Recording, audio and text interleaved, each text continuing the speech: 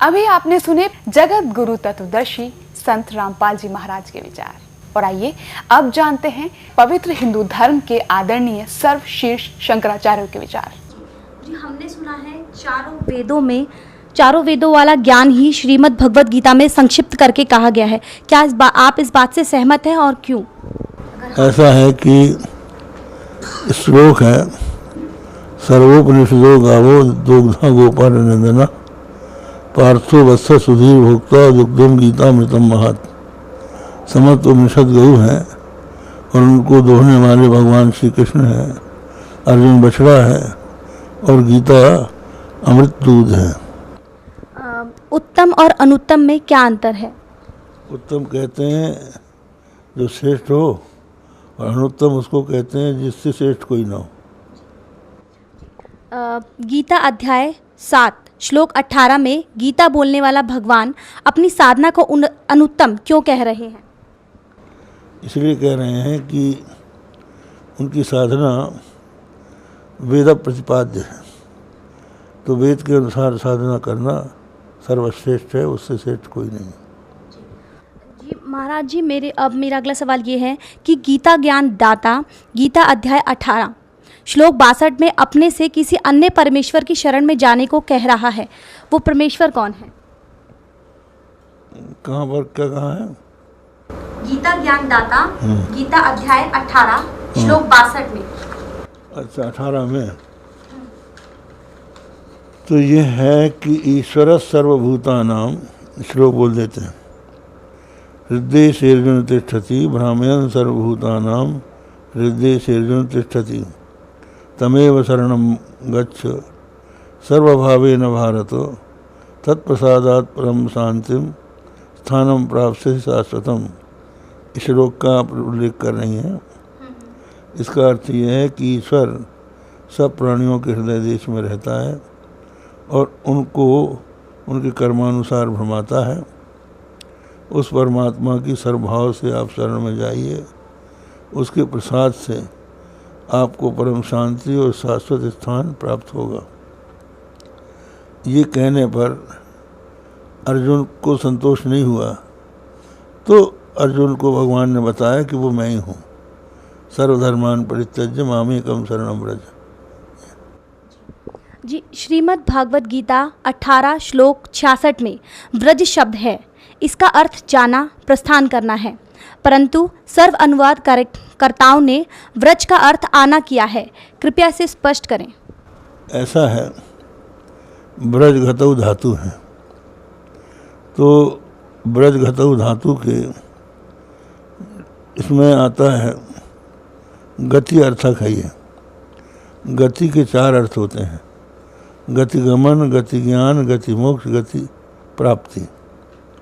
तो यहाँ पर जो गत्यर्थक ब्रज धातु है उसके लोट लकार के मध्यम पुरुष के एक वचन में ब्रज बनता है।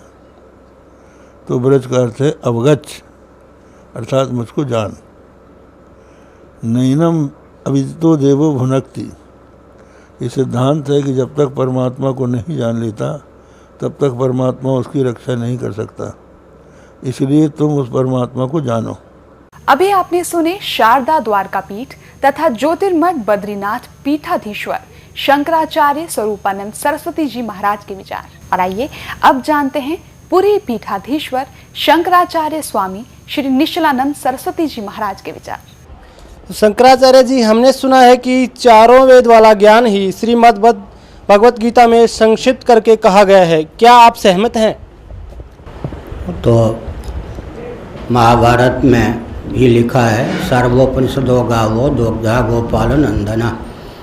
वेदों का तात्पर्य, वेदों का जो शिरोभाग उपनिषद है उसमें सन्निहित है। उपनिषदों का मंथन करके श्रीमद् भगवत गीता की अभिव्यक्ति हुई है। तो शंकराचार्य जी, उत्तम और अनुत्तम में क्या अंतर है? अच्छा, यह गीता में आया है अनुत्तम, मतलब जिसके समान और कोई उत्तम ना हो, उत्कर्ष, उत्कृष्ट कल और द्योतक। तो शंकराचार्य जी गीता के अध्याय 7 में और श्लोक 18 में गीता बोलने वाले श्री भगवान अपनी साधना को अनुत्तम क्यों कह रहे हैं? अनुत्तम का अर्थ होता है सर्वोत्तम सर्वोत्कृष्ट। अनुत्तम का अर्थ उत्तम रहित हीन वहाँ पर नहीं है। वो व्याकरण की दृष्टि से उसका अर्थ मैंने बता दिया। तो शंकराचार्य जी गीता ज्ञानदाता गीता अध्याय के 18 अध्याय में श्लोक 62 में अपने से अन्य किस परमेश्वर की शरण में जाने को कह रहे हैं? अंतर्यामी के लिए शरणागति स्वीकार करने की बात कही गई। उन्होंने कहा भगवान श्री कृष्ण तमेव शरणम गच्छ सर्वभावेन भारत। इसका अर्थ क्या होता है? जो अंतर्यामी परमात्मा हैं, सबके नियामक हैं, प्रेरक हैं, हमारे आपके हृदय में भी जो विद्यमान हैं। बृहदारण्यक उपनिषद में पृथ्वी पानी प्रकाश पवन आकाश में भी रहकर उसका जो नियमन करते हैं, प्रत्येक व्यक्ति के शरीर इंद्रिय प्राण अंतःकरण के जो नियामक हैं, उस अंतर्यामी की शरणागति स्वीकार करने की बात भगवान ने कही। मामेकम शरणम व्रजा। वह जो अंतर्यामी पर ब्रह्म परमात्मा तत्व है, सर्वेश्वर है, वही तुम्हारे सामने मैं श्री कृष्ण के रूप में प्रस्तुत हूँ। तो अपने से पृथक के प्रति नहीं भेजा। जिस अंतर्यामी के प्रति अर्जुन को कहा कि प्रपन्न हो जाओ, शरणागति हो प्राप्त करो, अंत में कहा कि उस अंतर्यामी का मूर्त रूप श्री कृष्ण में तुम्हारे सम्मुख हूँ। मामेकम शरणम व्रजा भी कहा। उस अंतर्यामी का और श्री कृष्ण ने अपना एकत्व भी स्थापित किया है। श्रीमद् भगवत गीता अध्याय 18 श्लोक 66 में व्रज शब्द है। इसका अर्थ जाना प्रस्थान करना है, परंतु सर्व अनुवादकर्ताओं ने व्रज का अर्थ आना किया है। कृपया स्पष्ट करने का प्रयत्न करें। प्रश्न जिन्होंने बनाया है उन्होंने अपने स्तर से बताया कि सभी अनुवाद करने वालों ने ज्ञान के अतिरिक्त अर्थ किया है। ऐसी बात नहीं है। व्रज का अर्थ अवगच्छ निश्चिनु भी होता है, जैसा कि प्रश्नकर्ता ने बताया। तो भगवत पाद शंकराचार्य जैसे मनीषियों ने, धर्म सम्राट स्वामी करपात्री जी महान भाव जैसे मनीषियों ने उसका अर्थ यही किया है कि जैसे जल तरंग अपने को जल रूप समझ ले, घटाकाश अपने आप को महाकाश रूप समझ ले, और जैसे जलचंद्र अपने आप को नवचंद्र समझ ले, उसी प्रकार तुम देहेंद्रीय प्राणांतकरण के अनुरूप अपनी आत्ममान्यता का परित्याग करके ब्रह्मानुरूप अपने आप को समझो, जानो, निश्चिनु, अवगच्छ।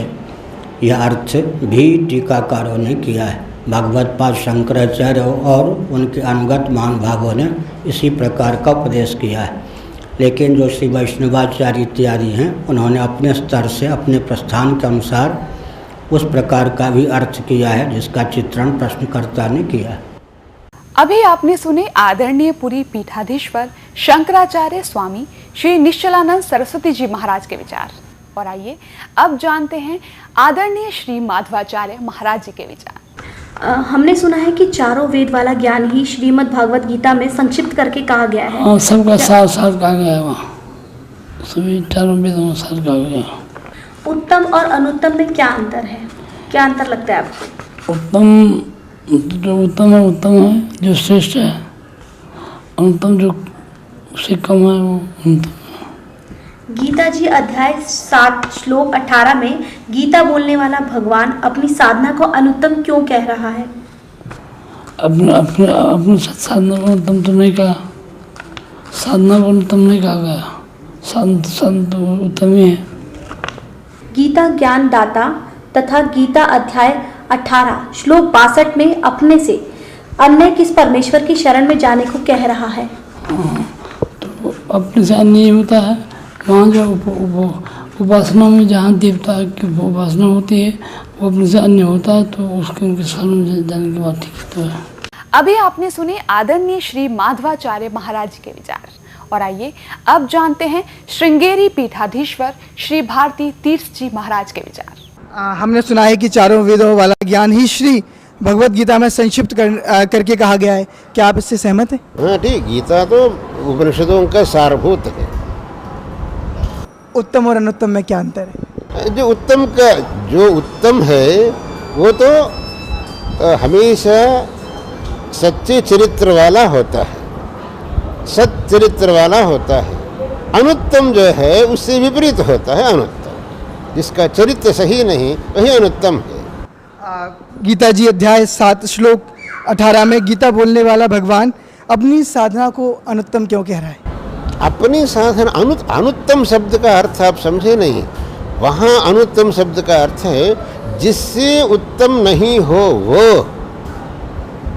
सामान्य रूप से अनुत्तम शब्द का अर्थ है उत्तम से भिन्न। वहाँ का अनुत्तम शब्द का अर्थ है जिससे उत्तम और कोई नहीं हो वो है। इसलिए वहाँ अनुत्तम शब्द का अर्थ है सर्वोत्कृष्ट। गीता ज्ञानदाता गीता अध्याय 18 श्लोक 62 में अपने से अन्य किस परमेश्वर की शरण में जाने के लिए कह रहा है? अपने से अन्य कोई नहीं। भगवान वहाँ तो कहा, लेकिन भगवान ने कहा मत्तः परतरम नान्यत किंचिदस्ति धनंजय, मुझसे परे और कुछ भी नहीं, ऐसे कहा थे ना। इसीलिए वो ईश्वर भी वही भगवान ही है। श्रीमद् भगवत गीता अध्याय 18 श्लोक के 66 में ब्रज शब्द है, ब्रज शब्द है जी। इसका अर्थ जाना अर्थात प्रस्थान करना है, परंतु अनुवादकर्ताओं ने ब्रज का अर्थ आना किया है। कृपया स्पष्ट करें। ब्रज का जाना प्रस्थान करना वो तो मामूली अर्थ है, लेकिन संस्कृत के कुछ पदों को वहाँ के संदर्भानुसार अर्थ करना पड़ता है। इसलिए वहाँ के संदर्भानुसार ब्रज इसका अर्थ जो अनुवादकों ने किया है, शरण में आओ, वही तो सही है। अभी आपने सुने पवित्र हिंदू धर्म के आदरणीय सर्वशीर्ष शंकराचार्य के विचार, और आइए अब जानते हैं जगत गुरु तत्वदर्शी संत रामपाल जी महाराज के विचार।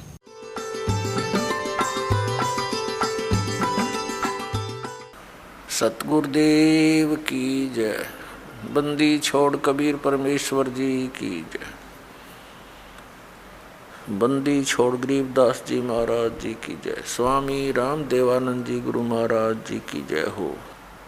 गरीब नमो नमो सतपुरुष को नमस्कार, गुरु की नहीं सुर नर मुनि जन साधुओं संतों सर्वसदी नहीं। सतगुरु साहेब संत सब दंडोतम प्रणाम, आगे पीछे मध्य हुए तिनको जा कुर्बान।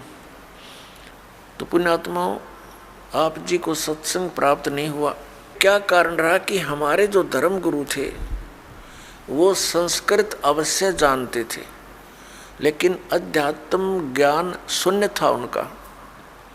वे तत्व ज्ञानहीन थे और हैं अभी तक। हमारे धर्मगुरु कौन हैं? आचार्य, शंकराचार्य और अन्य मंडलेश्वर, ये सब हमारे धर्मगुरु हैं। तो पुण्यात्माओं, तो ये तो बता दिया परमात्मा ने गुण तीनों की भक्ति में ये भूल पड़ो संसारे, कहे कबीर निज नाम बिना कैसे उतरो पार।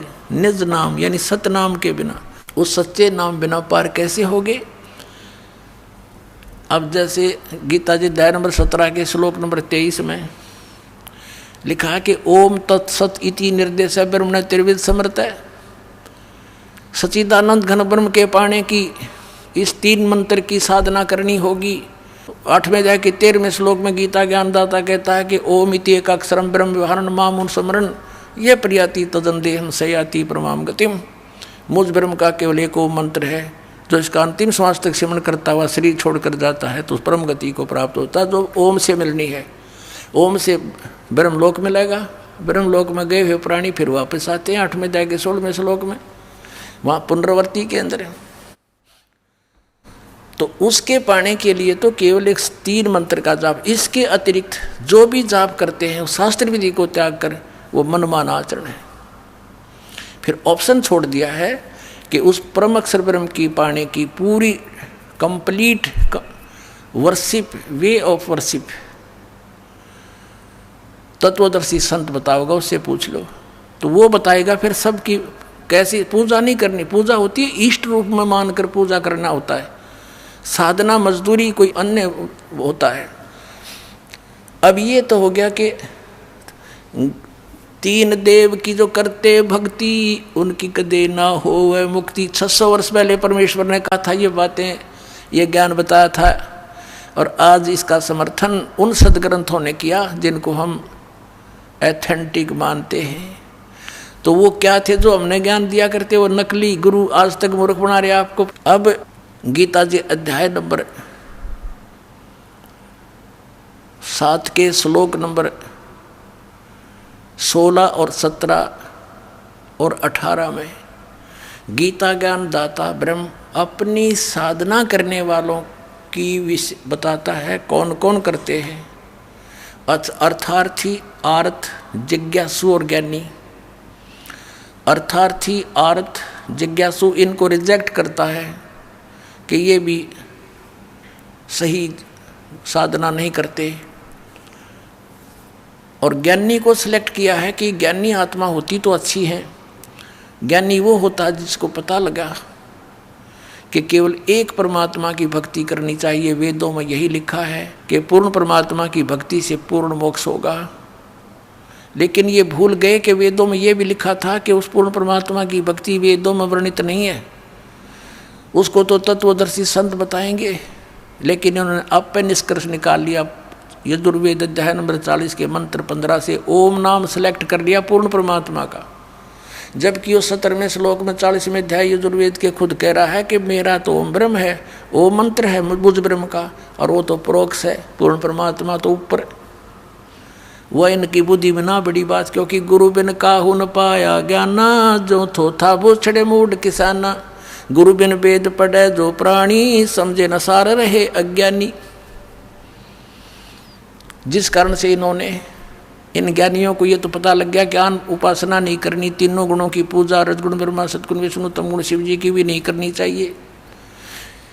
तो इन्होंने ये भी ज्ञान हुआ कि मनुष्य जीवन केवल परमात्मा प्राप्ति के लिए मिलता है, इसमें भगवान प्राप्ति साधना भक्ति नहीं हुई तो व्यर्थ है। इनको ज्ञानी कहते हैं। तो इनको तत्वदर्शी संत ना मिलने से गीता ज्ञानदाता कहता है, ये 7वें अध्याय के 18वें श्लोक में, ये ज्ञानी आत्मा है तो अच्छी उदार है, लेकिन ये मेरे वाली अनुत्तम यानी घटिया अश्रेष्ठ गति में स्थित हैं। ये मेरे वाली अनुत्तम गति में स्थित है। कौन सी गति? 8वें अध्याय के 13वें श्लोक में कहा है कि जो मुझ ब्रह्म के ओम नाम का जाप करते हैं, करता हुआ शरीर छोड़कर जाता है, मुझ ब्रह्म का जाप करता हो जाता हो, वो उसको परम गति होती है। कौन सी? ओम नाम से होने वाली परम गति। वो कहाँ? ब्रह्मलोक में जाता है। ब्रह्म 8वें अध्याय के 16वें श्लोक में लिखा गीता जी में, ब्रह्मलोक पर्यंत भी जन्म मृत्यु में आते हैं। और गीता के अन्नदाता स्वयं कहता 4थे अध्याय के 5वें श्लोक में, और 9वें श्लोक में, 2रे अध्याय के 12वें श्लोक में, 10वें अध्याय के 2रे श्लोक में गीता जी में कि तेरे और मेरे बहुत जन्म हो चुके हैं, अर्जुन तो नहीं जानता, मैं जानता हूँ। फिर जब तक जन्म मृत्यु है, फिर 18वें अध्याय के 62वें श्लोक में कहा कि तू सर्वभाव से उस परमेश्वर की शरण में जा जिसकी कृपा से तू परम शांति को और सनातन परम धाम को प्राप्त होगा, उसकी कृपा से ही। तो इससे सिद्ध हो गया कि गीता ज्ञानदाता से कोई और है सुप्रीम पावर, जिससे पूर्ण मोक्ष होगा। 15वें अध्याय के 4थे श्लोक में कहा कि तत्वदर्शी संत की प्राप्ति के पश्चात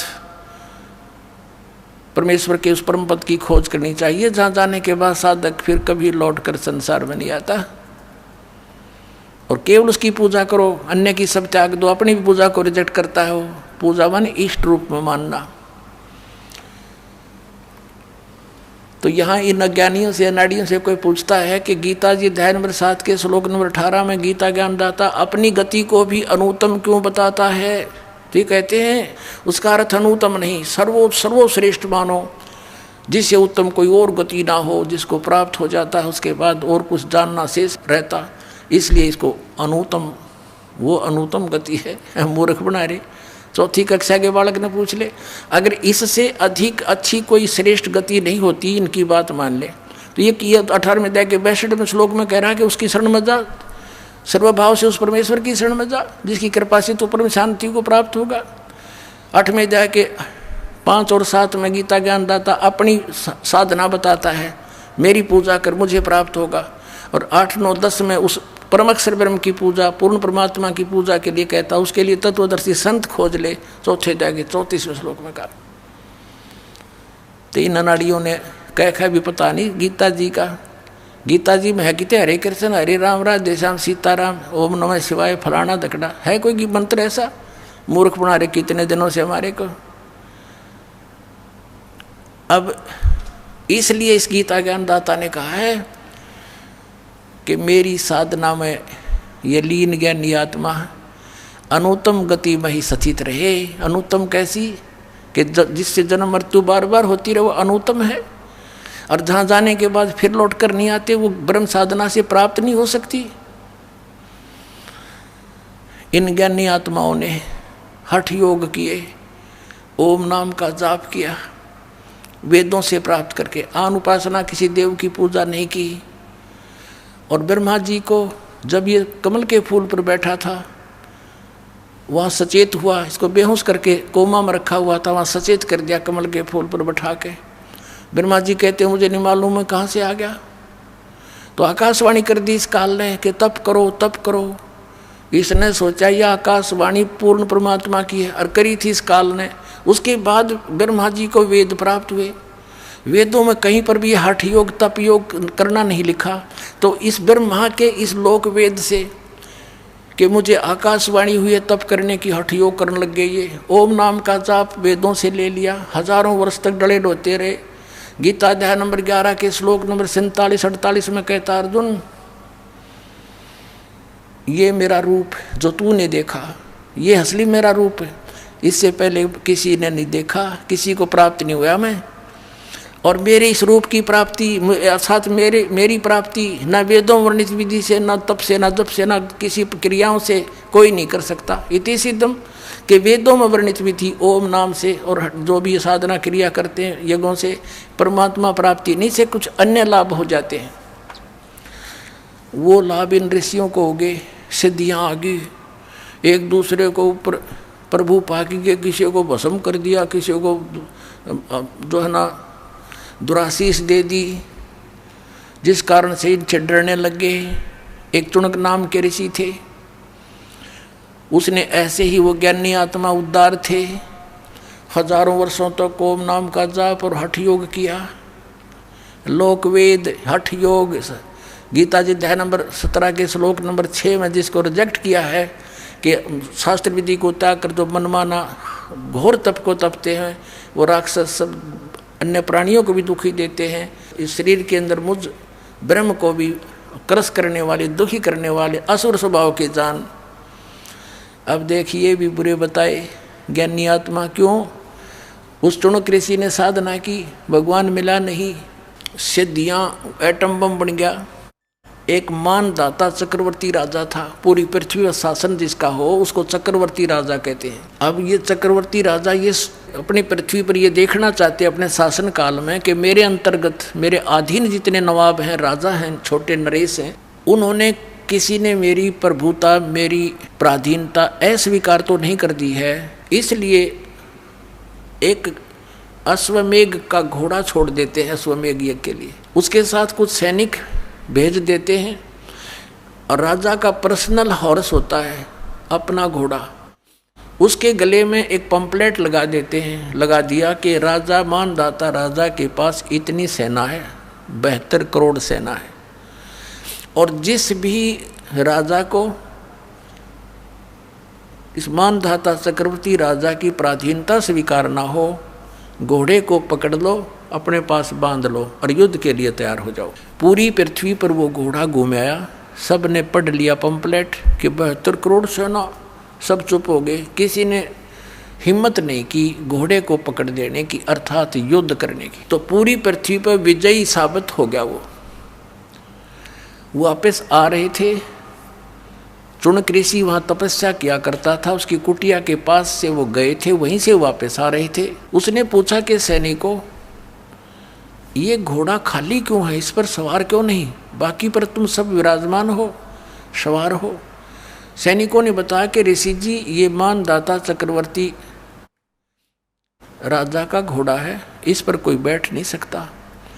और तुम गए कहाँ थे? ऋषि ने पूछा कि हम पूरी पृथ्वी का चक्कर लगा कर आए। और ऐसे ऐसे हमारा उद्देश्य था। तो ऋषि ने कहा कि क्या किसी ने इस राजा का युद्ध नहीं स्वीकार किया, इतना प्रबल है ये। तो सैनिकों ने कहा कि हमारे राजा के पास 72 करोड़ सेना है ऋषि जी, और है किसी की हिम्मत उसकी जाड़ फोड़ दें हम। अब ऋषि ने सोचा, देख कुबद काल के हाथ में, पहले तो इनको एटम बम बनाता सिद्धियों से, गलत साधना शास्त्र विधि रहित मनमाना तप तपवा के, फिर उधर से काल के हाथ में रिमोट था, उसने ऋषि के अंदर प्रेरणा भर दी कि इसमें तो अभिमान हो गया राजा में, इसका अभिमान ठीक करना चाहिए। ऋषि खड़ा हुआ और कहने लगा, भाई इस घोड़े को मैं पकड़ देता हूँ और मैं तुम्हारे राजा का युद्ध ओढ़ लेता हूँ। सैनिक कहने लगे, रे कंगले कंगाल, तेरे दाने खाने को नहीं, और युद्ध करेगा तो मानदाता चक्रवर्ती राजा के पास अपने फेर ले माड़ा बोल वाला बैठ के, मत पंगे में पा दे, जप ले अपनी भक्ति कर, जो सा काम करया करे ऋषि वही कर तू। ऋषि बोला, भाई मन ने तो पकड़ दिया है घोड़ा, और जाओ कह दो तुम्हारे राजा ने। वह तो त्यार थोड़ा बांध दिया घोड़ा उसके वृक्ष के झोपड़ी जिस वृक्ष पर डल रही थी। राजा को आके सुना दिया कि ऐसे ऐसे पूरी पृथ्वी पर तो किसी ने आपका घोड़ा पकड़ा नहीं, एक चुनक नाम के ऋषि ने आपका युद्ध स्वीकार कर लिया। अब राजा को बताया गया मंत्रियों के द्वारा कि जी आज एक व्यक्ति ने हिम्मत करी है, कल दूसरा करेगा, ये राजनीति होती है, ऐसे तो सिर उठाएगी दुनिया, इसको कुचल डालना चाहिए। राजा बोला, जाओ 18 करोड़ सेना एक बार भेज दी तो उसके एक व्यक्ति को मारने के लिए, ताकि और भी डर जाएं, भयभीत हो जाएं कि इतनी सेना आ गई हो, तेरे की तो बड़ा तगड़ा राजा है। उधर से ऋषि ने अपने सारे जीवन में जो डले डोए थे उसकी 4 एटम बम बना दिए वचन से, सिद्धि का बहुत बड़ा एटम बम। ये साइंस वाले तो फेल उनके आगे, अगर किसी में वचन शक्ति हो संत के अंदर तो इन सारे फेल कर दे, वो वैसे वहीं के वहीं पानी बना दे। ऐसी सिद्धियां भी होती हैं। अब ऋषि ने अपनी 4 पुत्री बना ली, 4 एटम बम बना दिए अपनी सिद्धि से, अपनी शक्ति भक्ति जो सारा दिन सारे जीवन में डरे डोए थे। एक पुतली छोड़ दी, 18 करोड़ अक्षौणी सेना का कत्लेआम कर दिया, नाश कर दिया। राजा ने दूसरी टुकड़ी 18 करोड़ की भेज दी, ऋषि ने दूसरी पुतली छोड़ दी। 72 करोड़ सेना चक्रवर्ती राजा की नाश कर दिया। अब इसके बारे में सूक्ष्म वेद में बताते हैं, 72 अक्षौणी खा गया ये चुनक ऋषि सुअर एक, दे धारे जोरा फिरें ये सभी काल के बेख। हे भगवान, कबीर साहेब दी छोड़ परमेश्वर ने आके बताया कि ये 72 अक्षौणी 72 करोड़ सेना खा गया कौन? वो ऋषिवर, ऋषिश्वर, ऋषियों में भी श्रेष्ठों में भी श्रेष्ठ ऋषि के ये लक्षण है यहाँ के नकली ऋषियों के। इनको हम ऋषि कहीं तो राक्षस कहना चाहिए इनको। बता ऋषि का के मतलब पंगा लेने का, वो अपनी भक्ति करे, राजा अपना काम करे, जाने तो करता रहे। तो ये राक्षस स्वभाव को धारण किए हुए ये ऐसे लोग हैं। और इसलिए गीता ज्ञानदाता कहता है मेरी साधना भी उत्तम नहीं अनुत्तम है, इसे कुकर्म करेंगे फिर ये बाद में इसको करके ने। अब क्या बताया भगवान ने, कबीर साहब ने, कि 72 अक्षौणी खा गया, कत्लेआम कर दिया, सन खा ली वो। और चुनक ऋषिश्वर एक, ये दे धारे मौत फिरे, जोरा माने मौत तुम न ऋषि को, ये तो चलते फिरते जल्लाद हैं, जल्लाद। थोड़ा सा इन्हें छेड़ दे जब तेरा जो नाश होगा। पहले संतों के ये काम होया करें। कबीर परमात्मा आए थे, भगवान पत्थर मारे, डले मारे, तेल के उबलते हुए सरसों के कढ़ाई में डाल दिया, टुकड़े टुकड़े कर दिए, फिर भी खड़े पाए मालिक, और किसी को बद्दुआ नहीं दी। ये होते महात्मा, सर्वगुण संपन्न है कबीर परमात्मा। वो पूर्ण विद्वान वही थे, जगत गुरु वही थे, और तत्वज्ञानी तत्वदर्शी संत वही थे, विद्वान वही थे, और भगवान वही है। अब कहते हैं 72 अक्षौणी खा गया वो चुनक ऋषिश्वर एक, ये दे धारे मौत फिरे। ये जोरा, जोरा माने मौत है, ये ऋषि दे धारे मौत फिरे। ये सभी काल के भेख ब्रह्म तक की साधना की, इसे भेख माने टोल के टोल, झुंड के झुंड, ऐसे तो ये। और फिर क्या होगा इसके साथ? ये ऋषि इसने ओम नाम का जाप किया और हठ योग किया। अब हठ योग से तप, सिद्धियां प्राप्ति, ओम नाम से ब्रह्म लोक प्राप्ति, ये ब्रह्म लोक में जाएगा, वहाँ देवता बन जाएगा। उसके बाद फिर ये पुनक्षीण होने के बाद फिर पृथ्वी पर आएगा, राजा बनेगा। राजा बनकर के तो शिकारी बनकर शिकार मारेगा, दुनिया जीव हिंसा करेगा। राजा एक दूसरे के साथ लड़के करेगा, यानी फिर कर्म फोड़ेगा। फिर इसको कहाँ भेजेंगे? नरक में ठोकेंगे। नरक भोग कर फिर पृथ्वी पर आएगा, फिर ये कुत्ता बनेगा, ये चुनक ऋषि। और इसके सिर में कीड़े पड़ेंगे, जख्म। और जितने ये जीव हिंसा करे थे बाणदाता चक्रवर्ती राजा के, वो कीड़े उसको चुन चुन कर खाएंगे। तो इसलिए गीता ज्ञानदाता 7वें अध्याय के 18वें श्लोक में कहता है कि ज्ञानी आत्मा है तो उद्धार। ये चले थे तो परमात्मा प्राप्ति के लिए, लेकिन इनको तत्वदर्शी संत ना मिलने से ये अपने आप निष्कर्ष निकाल कर एक दूसरे से सुन सुना कर और ये समर्पित हो गए मेरे पे। ब्रह्म कहता है काल, और मेरे वाली अनुत्तम गति में सचित रहे, यानी मेरे से जो इस ओम से, मेरी क्रियाओं से, ओम नाम के जाप से जो लाभ मिलना था वही तक गति हुई इनकी। और वो अनुत्तम गति है, अनुत्तम घटिया। अब इस तो बुंडी के घटिया होगी, सारे जीवन डले डोए, और फिर एटम बम बन गया, बबूल का पेड़। आम के स्थान पर संत तो आम के पेड़ होने चाहिए, डले मानो उसको भी फल दे। और ये बबूल मड़ा हाथ ला दे तो गट जा, उस पर दिक्कत ये की तरह। इनको ऋषि कहा करते थे हम, परमात्मा ने आंख खोल दी हमारी। तो इसलिए कहा कि है तो अच्छी आत्मा, लेकिन मेरे वाली अनुत्तम घटिया गति में सचित रहे। क्यों? क्योंकि इनको तत्वदर्शी संत ना मिला। इसलिए 18वें अध्याय के 62वें श्लोक में कहा है कि अर्जुन तू सर्वभाव से उस परमेश्वर की शरण में जा, उसकी कृपा से तू परम शांति और सनातन परम धाम को प्राप्त होगा। तो पुण्यात्माओं, परमात्मा ने 600 वर्ष पहले कहा था, 3 देव की जो करते भक्ति, उनकी कदे ना होवे मुक्ति। और आज इन सब सदग्रंथों ने समर्थन किया, Kabir is God, Kabir is God. बोलो सतगुरुदेव।